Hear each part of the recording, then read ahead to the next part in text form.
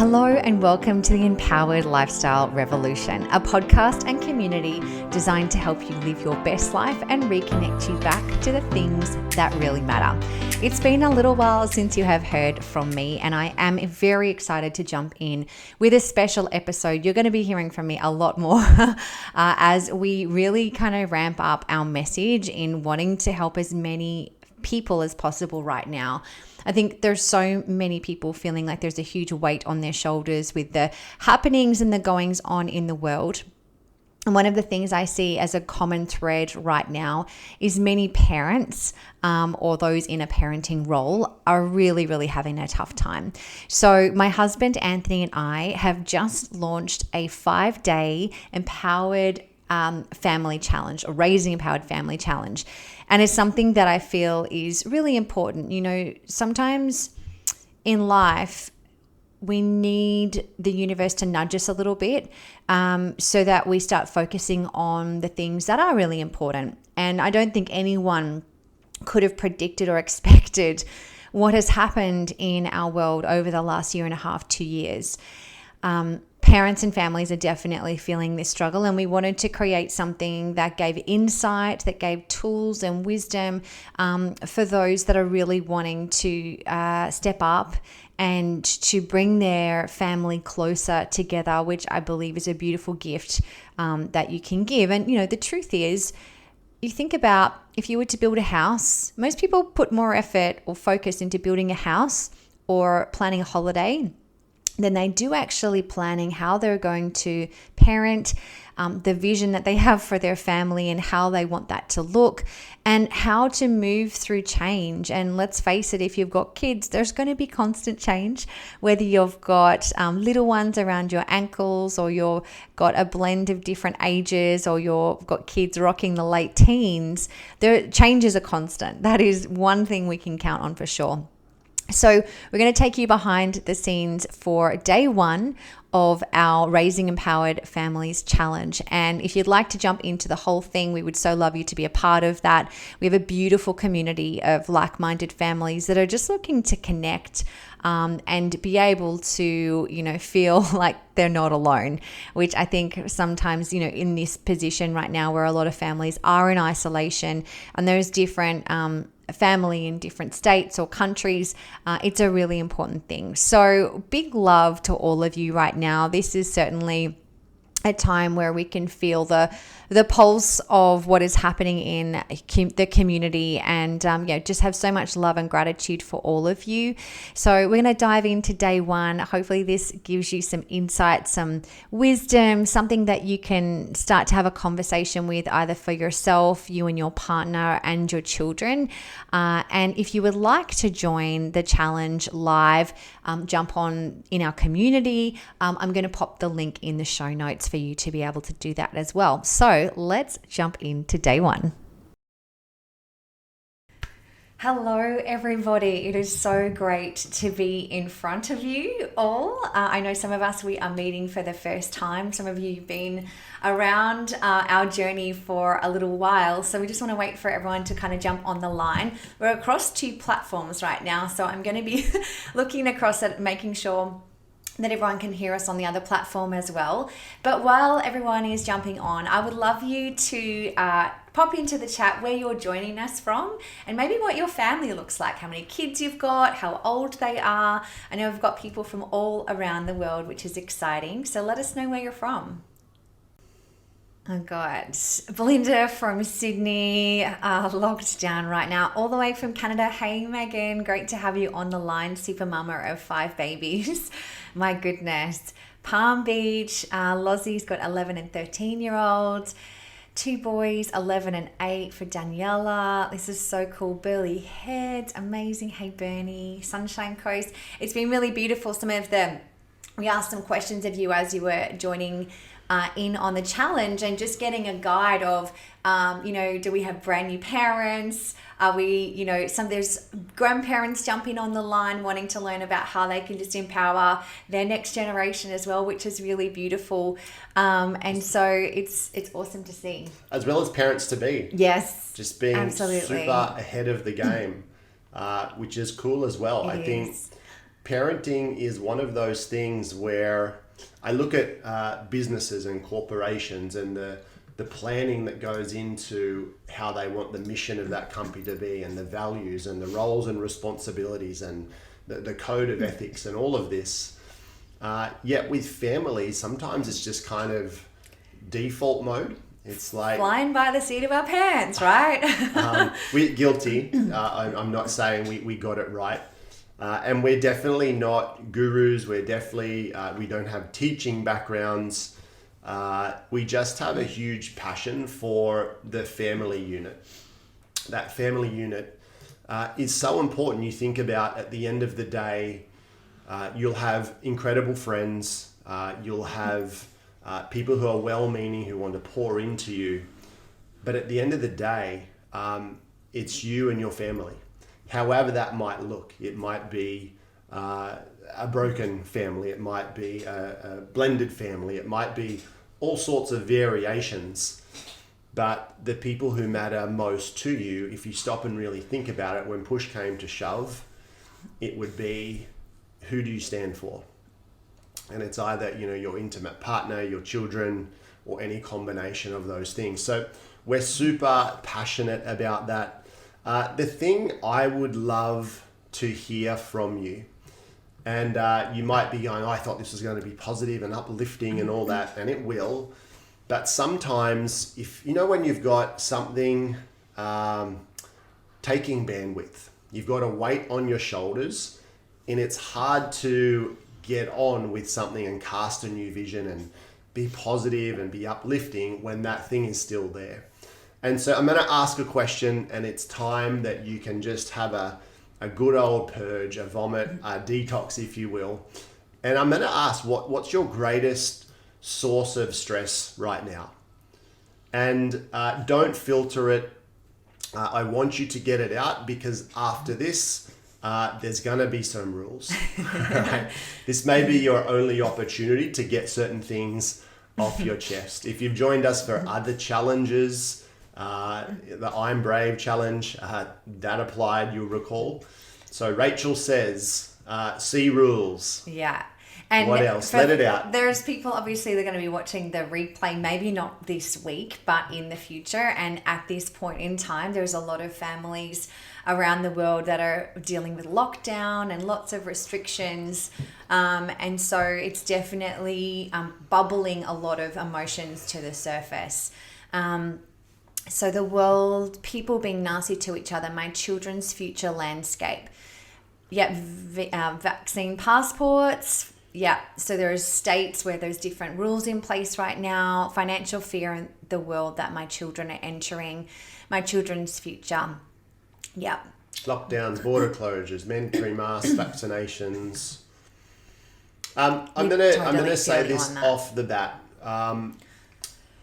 We are not going to impose our views and our beliefs throughout this. We want this challenge to be welcoming from people who are pro, who are choice, who are whatever. So I don't want you to misconstrue.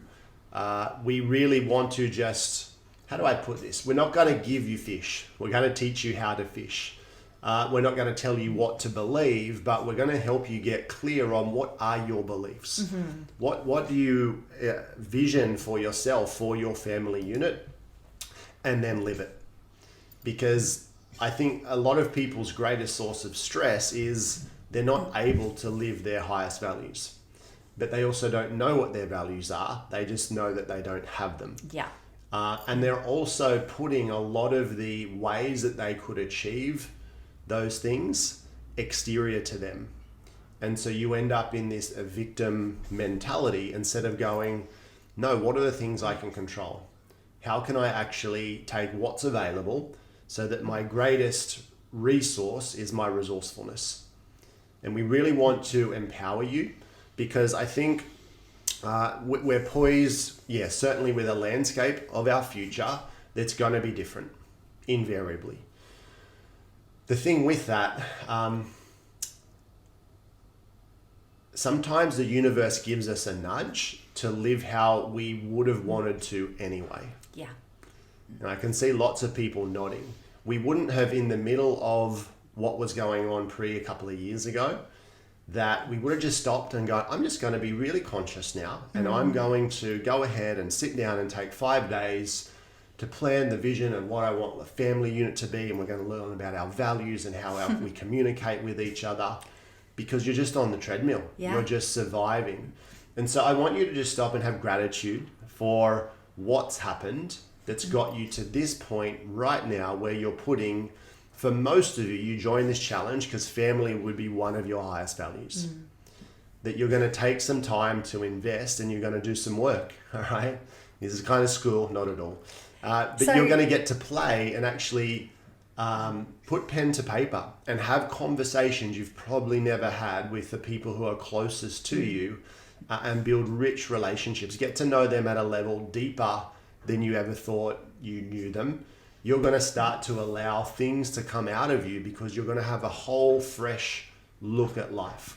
Not problem solving, going, how do I just deal with the current? No, let's start with this beautiful vision and then work back so that every day we're doing something towards that. So I just want to honor all of you with us live as well as watching the replay, that you value your family and that enough to take time out, because it is, like Anthony said, easy just to get caught up in the day to day, and you are in reaction mode of got to get this done, got to get that done, and if you think about in the school of life, rarely do we get time to have insight and to really plan. People will plan to build a house, or they'll plan a holiday, or they'll, have a health plan of a 12-week, whatever, to lose weight. But rarely do you hear of someone having a plan or a vision for their family. So I really want to honor you. I know there's probably a lot of you that feel like there's a lot of weight on your shoulders right now. And I just want you to take a deep breath and just give a little bit of thanks for how amazing you are. And just know that, and we'll share a little bit more about this in a moment, but you can't mess it up. You can't mess it up.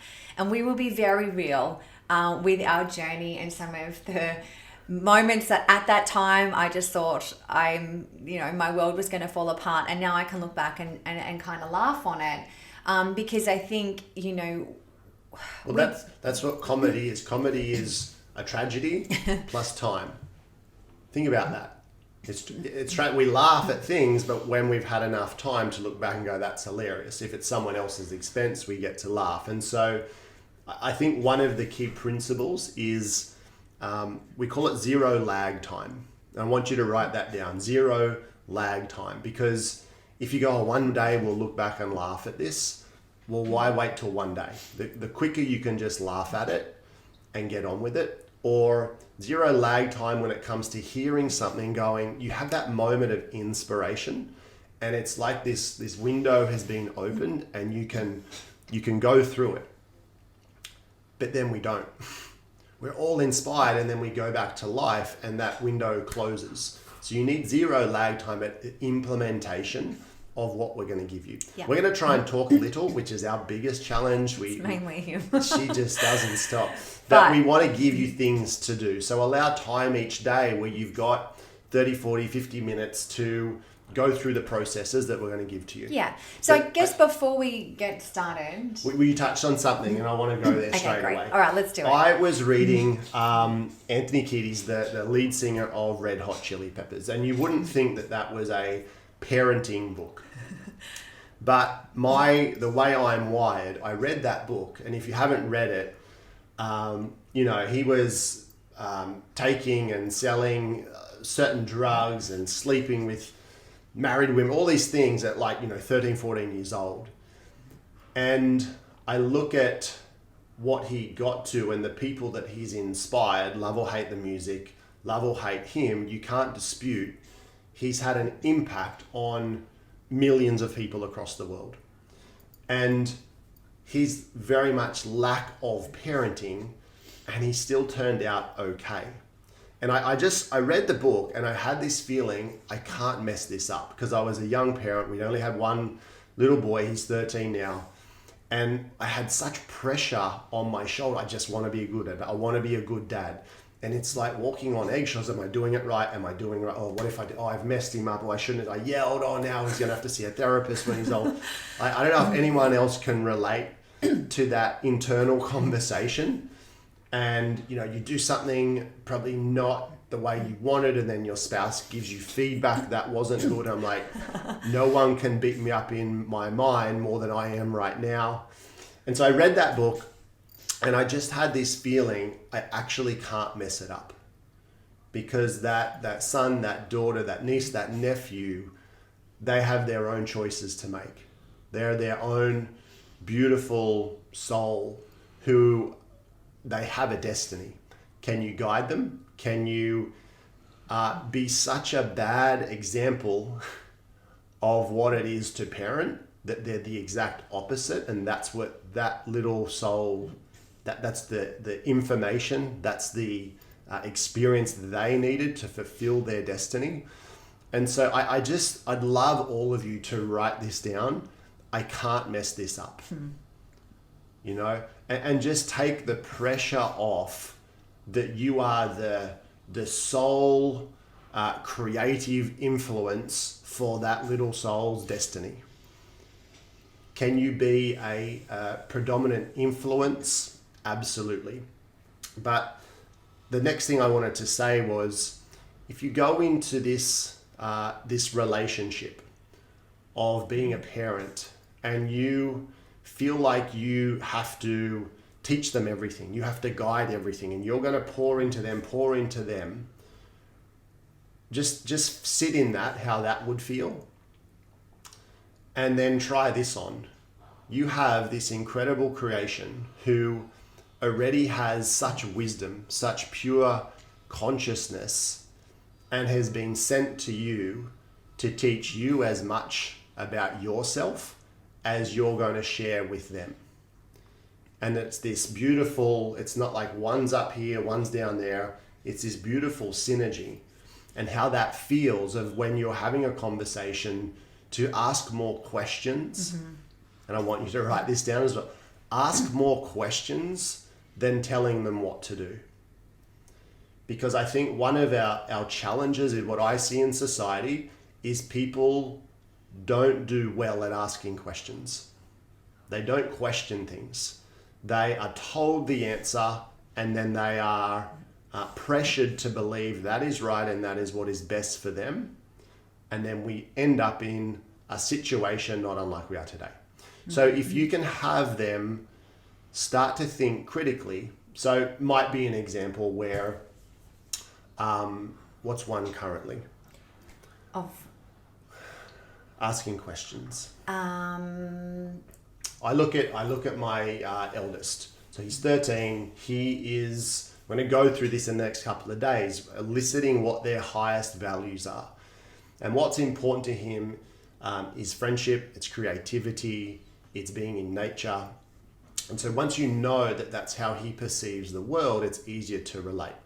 But there might be an example where he, yesterday, one of his jobs was to wash the car before he could go play with his mates.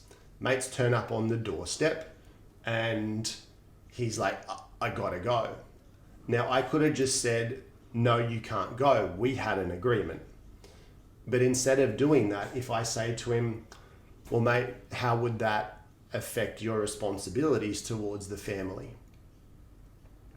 That's a big question for a 13-year-old.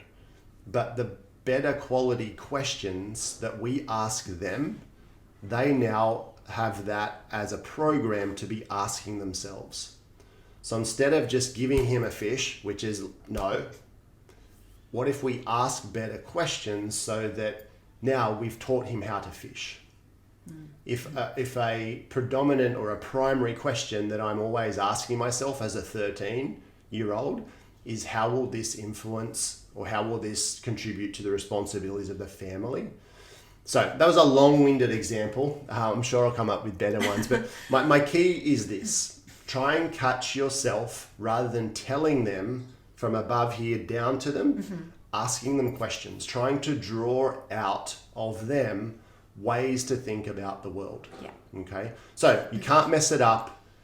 take the stress off.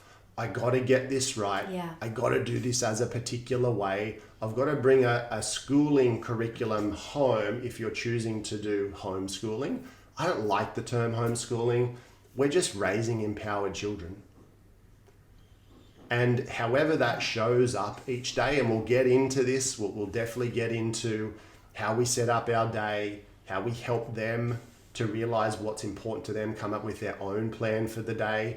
If they come up with the plan, it's their plan. If I tell them what to do, you're doing an hour of this, you're doing an hour of that, then you can do this.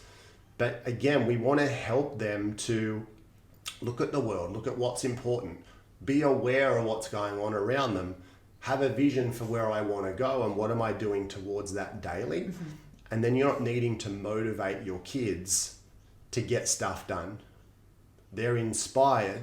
It doesn't mean they're going to have ordinary days. It doesn't mean there's not going to be days where they just want to sit in front of them. I'm not painting this perfect picture because it's definitely not us. But more often than not, there'll be conversations, there will be things that they do in the day that they'll take on forever. And I think back of my schooling. Mm-hmm. I have 3 tertiary degrees, and I think about what I did at school, and all I remember is sport. I actually don't remember lessons, conversations. I don't remember key things. I remember some teachers who were influential, mm-hmm. but think about this, the people or the teachers who were influential to you, why was that? Why was that? I'd love you to answer. What was it about them that allowed you to look up to them, to have them as an influence in your life? And I'm going to stop talking in a second, but I want to bring up my third point with this. Exemplification is the greatest teacher. Mm-hmm. If you think back to the people who are most influential in your life, it's because they were exemplifying a life that was inspired. They were inspiring. They were following their own passions. They cared. They were interested. And so how can you model that? So the questions. Andy says, how does that example work if your child feels they have no responsibility for the family? How do you encourage that motivation to want to contribute to the family? I have a 13-year-old. 13 is a new journey where there is no sense of wanting to contribute to family. I love that. So I'm going to park the question because I know you're going to get the answer as we unravel this in the next few days. Yeah. But the first thing, and it's the key point today, which is if the slate was wiped clean, you just landed, and parenting is exactly how you get to do it here forward. But instead of calling it parenting, what's your vision for your family unit? Okay. And if you bring this up, if I could have it all my way, what would it look like? What would I love to create? And so what you would do is look at that for yourself. Well, first of all, that is your task for today. And once we wrap up this session, we want you to put time and thought into this. How would it look like if you have a partner? How much time would you spend with them? Do you have a date night? Is there a family sacred time every Friday night that you all come together? Are the kids responsible for certain chores and tasks? Looking at what lights you and the family up and scheduling those things into your day or your week. All of these things, often because we are just living in default mode and reaction mode, we actually don't stop and take the time to think about, if I did have it all my way. And there's going to be things when you start to ask this question enough, there'll be things pop up. They'll be like, oh my gosh, I didn't even realize that that was important until I gave myself some time to actually think about this. And you might want to share a couple of things into the chat, but this is your first task, because if you start to, Andy and everyone else on the line, first of all, you get clear, because you're kind of driving the ship of this family, right? And so we, together, we speak about what's important for the vision for our family, and then we will help you bring that to the family, to share those things with them and then have them contribute. Because I think there's nothing worse than a child feeling like they're just getting told what to do all the time. So we've been homeschooling our kids now for a year and a half. We've got a 9, 11 and 13-year-old. And it's something that, when we did make that decision, we really sat down to look at how we can all feel like we're winning with this family decision. And so it's not just mum and dad saying, hey guys, this is what we're doing. You're like, this is how it's going to roll.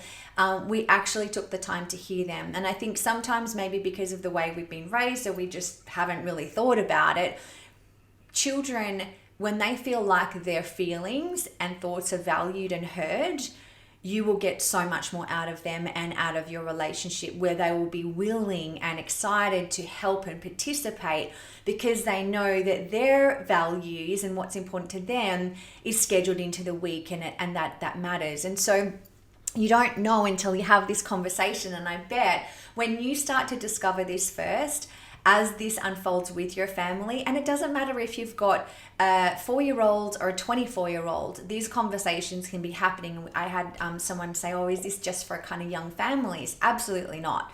And maybe if you're planning a family, it's having the conversation just with your partner. Or maybe if you have grandparents or aunties helping out with the parenting of your children, having this conversation with them so that they get to feel heard and it's contributing together. So I think it's super important to have that discussion first, but you got to get clear with if it's just you or you and your partner, and what your vision for your family would look like. Yeah. And so there's two parts to this, and don't feel like, oh, is this it? Because this is huge. All right. You could spend a week, you could spend a lifetime continuing to carve the vision, to bring color to it, to bring depth to it, on exactly how you would love life to be. So that's the first thing. How would you love life to be for you and for your family? So that's the first one. And we'll do a little worksheet on this, and we'll pop it into the resources or email it out to you guys so you've got a guide. But the second one is with each of your family to go through. And this was our kids' task of the week last week. And it was, what would you love to create in your lifetime? What would you love to create in your lifetime? And some of them will just go for it, and some of them will give you a blank stare, and some are too young to really partake in that. And so it's more about you, but also starting to be aware of their character traits, what they're interested in. So the key is this. When we started to ask that question, it was our little girl, Zara. She's 9, and off she went. She's like, oh, well, I'm going to have a farm. I'm going to have 2 horses. I've got 4 dogs. One's a boxer. One's a whatever to do. Yeah. We're going to have chickens. And then my little boy, Bodhi, who's 11. Well, I'm going to have a family. I'm going to have a wife. I've got 2 kids. And it was just like, whoa, you have no idea what's going on. We've never spoken about that with him ever, and he just... in their little minds. Yeah. And so they're either got kids like that, or we can relate to, I think it was Andy. We have a 13-year-old who's in that, like... Who are you? 3 months ago, you used to talk to us. Now it's the, It's like resorted caveman. But it's interesting when you ask the right questions, when you are curious, you don't feel a charge come up in you going, why aren't you talking to me? What have I done? Like you start to layer your own, am I good enough? Am I doing the right thing? Where did I go wrong? As soon as you go down that track, take a breath, let it go, and put yourself into their shoes. okay? And be patient. Sometimes it's the way the tone. Sometimes we've got a friend and they're a mentor to us because they've raised 3 teens, and they know you can't face to face to have a conversation with their boys. Yeah. It's too confronting. So they'll go for a drive, and they'll just drive, and she knows after a little while of sitting side to side that he feels comfortable. That's where he starts talking. But if you're not aware, if you're not conscious of picking up on these little cues, you just keep going down. Yeah. So we are going to touch on this further in a future day, but I just wanted to, Susie was just saying, what if their values oppose yours, e.g. tech time, violent games, or negative vibe music? So there's definitely things that our kids love, and I'm just like, not on my watch, and I don't get it at all. And I completely understand, Susie. So we've kind of... Well, stop. That's the quickest way to let them know in their mind, you don't care about me, you don't get me. Yeah. So what I'd love you to do for a second is go back to when because we forget so easily. Yeah. Go back to when you were their age and think about what you were doing, what you were interested in, and what life looked like. What was your greatest sources of stress at their age? I'm going to add this to the worksheet. This is key for today. And this is from a beautiful friend of ours named Anna Rubenstein. He's dedicated his whole life to rites of passage. And we've done a lot of his leadership courses. And so where credit's due, I'm going to give it. I'm going to honor where we've got some information. And we'll share the link to his book as well, because it's absolutely amazing. But it's definitely helped having... The key to bridge the generational gap is you're up there, you're like whatever it is, 20 years, 30, whatever, older than me. How do we relate? And the quickest way is through stories. And so if you can share stories with your children of what life was like when you were their age. What did you do? Who were your friends? What were your stresses? What were your challenges? And if they hear that, you're not telling them what to do. It's like, wow, you went through these stresses when you were my age. I think I can talk to you about this. So that one skill there, and you got to be dirt honest. For me, I have judgment, right? Why the heck? Like, if you're gonna play a game, play a game. But what I don't get is watching kids on YouTube play games. I'm like, and then I catch myself going, well, what is it about that they're interested in? Instead of going, what the heck? And I've done it. I've blown my stack. Like, what are you doing again? And then I step away and go, okay, did that make us closer? And if you put it the top of the outcome for you is I just want a beautiful relationship with my children where I feel they can come to me for anything. That's our end goal. It really is. And so the way that we've been able to have these conversations with the kids, it's resulted in them coming to us and sharing things that there is no way I would have ever told my mum, ever. Like, just amazing. Like, even when our son had his first kiss, he came home, was like, Mom, I'm like, I thought something was wrong. He's like, I need to talk to you. And I was like, okay. And so he's like, it took me into his room and he's like, guess what? And I'm like, oh my gosh, like, I didn't even know what to do or how to deal with it. It was so awkward but cute and gorgeous. And then I said, oh my gosh, like, I remember when I had my first kiss. And so he's like, oh really? And so we talk about these things. And honestly, for example, technology is definitely a challenge. But I remember when I was young, if we had a chance to play Sonic the Hedgehog or whatever, we would be on it. My sister and I'd fight. Mum would be angry that we were on it. Like, get outside and play and all of those things. So what you can do is start to set up some rules of the game. And this is what we will help you develop as well. Stop. So many I know, threads. you're not allowed to say. Threads. Stop. I didn't finish my story. You don't get to. So for example, if like we learned from the kids, they love Minecraft and create, and I'm just like, this is just dumb, I don't even get it. And then one of the times, I don't know why, but it was a rainy weekend, and we're like, what's something you guys would love to do? We'd love to build a Minecraft world with you. And I'm just like, oh my God, really? Are we doing this? But seeing how creative they are, it was their way of building this another universe, and they're actually really creative and skillful, and it's beautiful to hear and ask them questions on what does this do and how do you do that, and they just love it.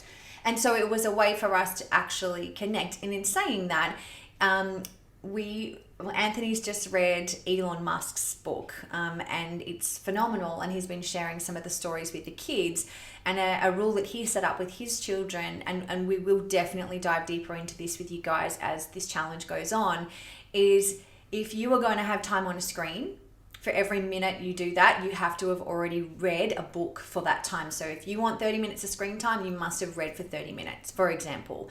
So it's setting up so that they feel like they can win, but where you're helping guide them in a way of life where they do have to show up and be responsible. And it's the pay now, play later. It's not just like, hey, have it all your way. So we definitely are going to help you guys create that. We have some awesome insight and ideas for you on how you can set that up regardless of the ages of your children. What?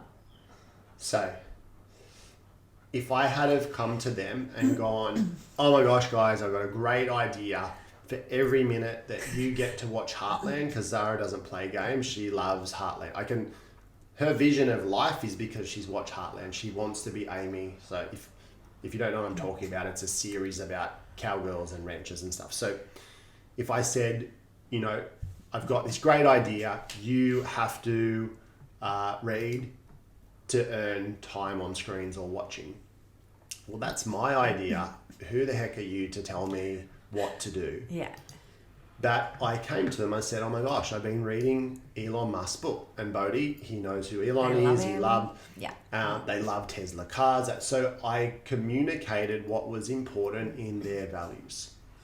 And Zara had no idea, so I let Bodhi explain who he was and what he's doing and about space travel and all these things. And I just said, he's probably one of the smartest, not just people, but a business, so he knows how to get people. I said, he'd be a cool person to learn from, do you think? Get agreement. Okay. And so I said to him, one of the cool things with his children, the first thing I said was, in his business, in his first businesses that he was building, they would get to a certain time of the day and the day was finished, and then everyone, because they were all kind of tech geeks, they would all play certain video games against each other throughout the office at the end of the day. And so I wasn't making video games wrong. I was saying once they got their work done, they played. And this is like the cool, like these are the most incredible people on the planet. How cool is that? And I said, you know what? With all that said, with his children, what do you think he's done? Try and ask questions. Try and let them come up with the answers, and then you don't need to fight for agreement because it was their idea. And so I said, the other thing is when he was going through school, he read every single book in his school library. And then he went to the town library and read every single book, including the encyclopedias. So he had this beautiful balance of reading and learning with playing video games. So then I said, you know what? And he's passed that gift on to his children. So now what they do is they read for an hour. They can play an hour of video games or watch TV, whatever it is. So how do you think that would look for our family? Is that a good idea, bad idea?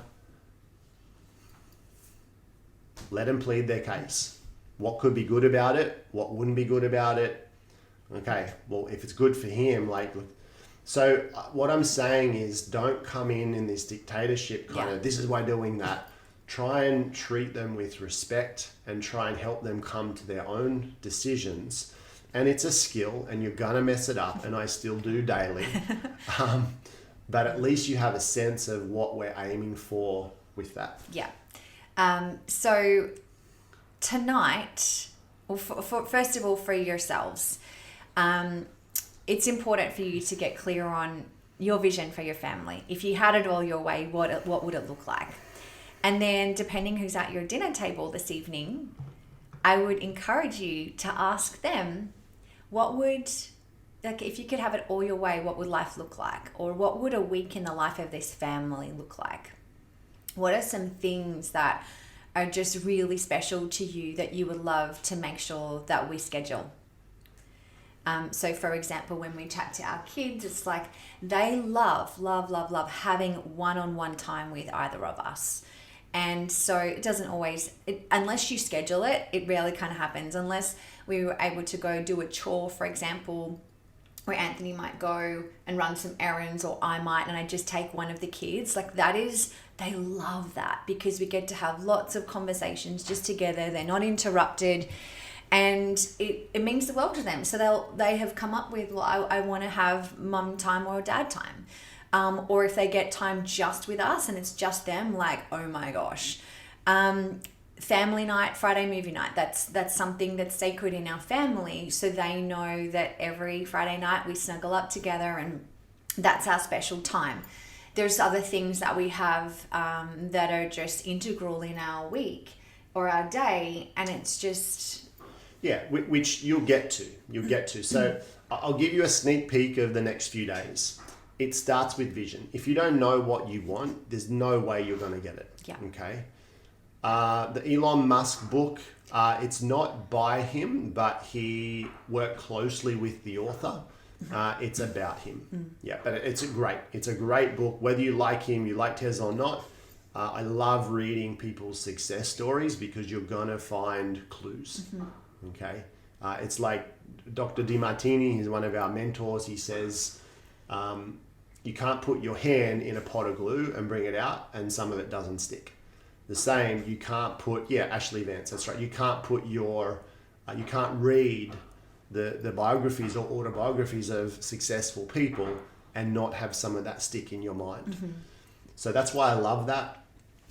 But what will happen is you're going to get an idea of what's this vision that you would love to create for your family and for life, okay?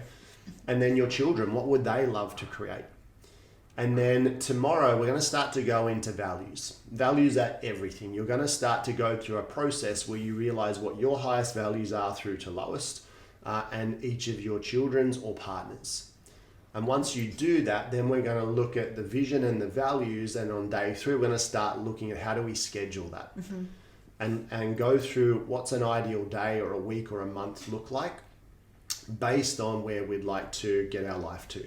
So just our little take on schooling and curriculums. Because I was going to say, some of you have come in and you're considering the choice of, pulling your children out of traditional schooling and you want to homeschool, and it's like, I don't know if I could do this, or, I'm not a teacher. And so we definitely, everything that we're going to be sharing with you, it is really how we started homeschooling with our children. To start with, it was like, we'll just grab that thing and have a checkbox and do a 9 to 3 at home. That is not winning. No one won with that. It was very challenging for us. It's one of the points you wanted to bring up. Yeah. So I'm like, great, we'll homeschool, we'll take the school curriculum and we'll apply it, we'll implement it here. And it was clunky. And then I realized why I was doing that is other well-meaning family members had their opinion, they had their judgment of how this was going to go. And if we can just add to this, I want you guys to know and understand. I know right now in the world there's a lot of judgment around people's choices to do certain things, to not do certain things, how you're raising your children. And it's causing pressure. I know there's breakdown in relationships and friendships that have been long lasting over many years, and all of a sudden a difference of opinion is breaking down something that's been built over such a long time. I think it's important to remember that 2 years ago, 5 years ago, people were judging what you were doing and how you were doing it as well. So, we had our children naturally at home. Oh my gosh, did we get judgment? Then, we they have never had a drug in their body. They've been raised very naturally. There's been certain things we've done or haven't done with the kids, and people, there's judgment everywhere, whether you breastfed, whether you were a C-section, whether you were whether you're sending them to that school or this school, or how many extracurricular activities they're involved in or not. Like, if they're a vegetarian, there's so many things. What's their reading level at? Are they doing this extra camp thing? Oh, my child does. It's like, it is constant. It is constant. And so regardless of the time in the world that you're hearing and seeing this, people are going to be judging you anyway. Regardless. Like, even we would They just tell you to your face now. Yeah, or via a message. Yeah, they've got cyber confidence. But yeah, the judgments were there. They're always going to be there. And we'll teach you how to soften that. But the key thing is just to get back to, people are judging you anyway. Yes. And so what other people's opinions of you are has so little to do with you, and everything to do with them. And if you let that influence your values and your vision for your family, you're the one who has to put your head on the pillow at night and deal with you not living your own vision and values. And the stress, the turmoil of that will piss you off way more. It will be far greater. And you show up as a stressed out parent to your kids because you're trying to appease other people, and then your kids aren't doing what you want and you're not doing what you want, and then it's just this whole whirlwind. Like, when we chose to home birth our children, our families were not a fan not a fan. Your family. Neither was yours. They just thought we were extra strange. Now, but if I put a different lens on, or if I looked at it through a different way, my mum did not have great births. They were horrible. She didn't have empowerment through her pregnancy. Your mum didn't have that either. So they were just fearful because of what they had been through, and they didn't know that there was another way. And so we were able to birth our 3 babies at home with our little girl. The boys, they watched her in the final moments come into the world. And it was just absolutely breathtaking. And now my mum is like this advocate for home birth, like, just, oh my gosh, can you believe they're having a scheduled Caesar? Like, what are they doing? Anyway, and so she's that shifted. Then when we decided to homeschool, mum and dad, they've always been really great at having an opinion, but they've never put it on us. They really don't. But we're sitting around the fire at my parents' farm, and the kids had stayed with them for a couple of days, and we'd gone down to meet them. And my dad had left the fire, and Bodhi, our 11-year-old, goes, well, Pop doesn't think this homeschooling thing's going to work, Mum. And I was like, oh, doesn't he now? And goes, yeah. And because they were trying to, when they had the kids, they were trying to be the headmaster and then they were trying to have a curriculum and da-da-da. And so I was like, oh, Dad, Bodhi was sharing with me that you don't really think, they've just got to have responsibilities and they've got to. And so we just asked some questions and got into his world. And then I said, oh, Bodhi, would you mind sharing with Pop about what you've just been learning about jet turbine engines and aeroplanes? And so he just rattled off, blah, blah, blah, blah, blah, like all this stuff. And Dad was like, oh, okay. And then my daughter had been learning about the anatomy of a horse because she's in love with them. And so she was talking to him about all the different parts of the horse and different breeds of horses. And he was like, oh. And then Xavier went off on something as well. And so it just took a little bit of time for him to understand. And now they're like, I'm so glad they're not in the system. So it won't always, your choices won't always be met with, oh my gosh, high five, this is awesome. Here's what's important, that you and your partner or you and the support team that you have around you, that they're either on the same page or they at least understand your choices and why you're making them. And so from there, just know people are going to judge you, and that's okay. All right. And regardless of what those choices are, you won't be approved on by everyone. And I think that's just a really important thing to know, that, this is how it's going to roll. Yeah. The proof will be in the pudding. The proof will be in the pudding once you're exemplifying, when your children are lit up when they're have beautiful character traits, because you've spoken about what these are. I'm going to go into the format of all that. We're so excited. So Andrew just shared a quote, and I absolutely love this.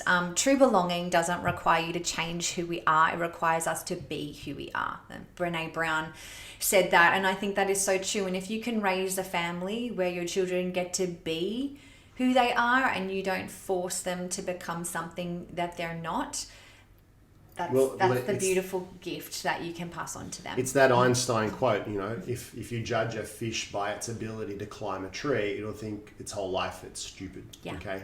So, monkeys climb trees, fish swim, but we're trying to take all those animals of our children and put them inside four walls and teach them the same curriculum. Yeah.